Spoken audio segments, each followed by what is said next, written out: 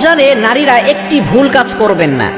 অধিকাংশ নারীরা এই রমজান মাসে একটি ভুল কাজ করে থাকে, যার কারণে দোয়া করার সময়টা সে দোয়া করতে পারে না, যার কারণে দেখা যাচ্ছে তার অনেক দোয়াগুলো থেকে যায়, দোয়া করার সময় সে পায় না। নারীরা একটা ভুল কাজ করে থাকে, সেটা হচ্ছে ইফতারের পূর্বে তারা রান্না বান্নার কাজে ব্যস্ত থাকে, শরবত বানানো নিয়ে ব্যস্ত থাকে, পেঁয়াজ ও আলুর চপ বানানো নিয়ে ব্যস্ত থাকে।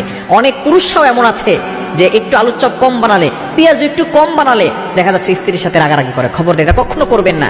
এই সময়টা হচ্ছে দোয়া কবুলের সময়। ইফতারের পূর্বে সারাদিন রোজা রেখে ইফতারকে সামনে নিয়ে দোয়া করলে আল্লাহ তাআলা সেই দোয়াটা কবুল করেন। কিন্তু নারীরা একটা ভুল কাজ করে থাকেন, এই সময় তারা ইফতার করতে করতে তারা দোয়া করার সুযোগ পায় না। মনে রাখবেন, আপনি আপনার স্বামীকে বলে দিবেন যে আমি এই সময় একটু আল্লাহর কাছে দোয়া করব, কাকুতি মিনতি করবো, কারণ এই সময় দোয়া করলে আল্লাহ তাআলা দোয়া কবুল করে থাকেন। যখন কোনো ব্যক্তি সারাদিন রোজা রাখে এবং ক্ষুধার্ত পেট নিয়ে সামনে ইফতার সামনে নিয়ে বসে, তখন আল্লাহ পাক রব্বুল আলামিন ফেরেশতাদেরকে ডাক দিয়ে বলে, ও আমার ফেরেশতারা, এই বান্দা খাচ্ছে না কেন? তার সামনে সুন্দর ঠান্ডা পানি আছে, তার সামনে ভালো ভালো খাবার আছে, এই বান্দা খায় না কেন, এই বান্দি খায় না কেন? ফেরেশতারা বলে, আল্লাহ তোমার অর্ডার এখনো হয় নাই, এখনো আজানের সময় হয় নাই, এই জন্য তোমার বান্দা বান্দিরা খাচ্ছে না।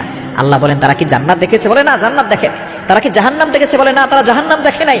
তাহলে এই সকল বান্দারা জান্নাতও দেখে নাই, জাহান্নামও দেখে নাই, আমি আল্লাহকেও দেখে নাই, তারপর আমি আল্লাহর ভয়ে, তার সামনে খাবার আছে, ক্ষুধার্ত পেট নিয়ে তৃষ্ণার্ত বুক নিয়ে সে সামনে বসে আছে, তারপরও খাবার খায় না, এই বান্দার সব গুণ আমি ক্ষমা করে দিলাম এবং বান্দা যা চাইবে আমি সেটাই কবুল করে নিলাম।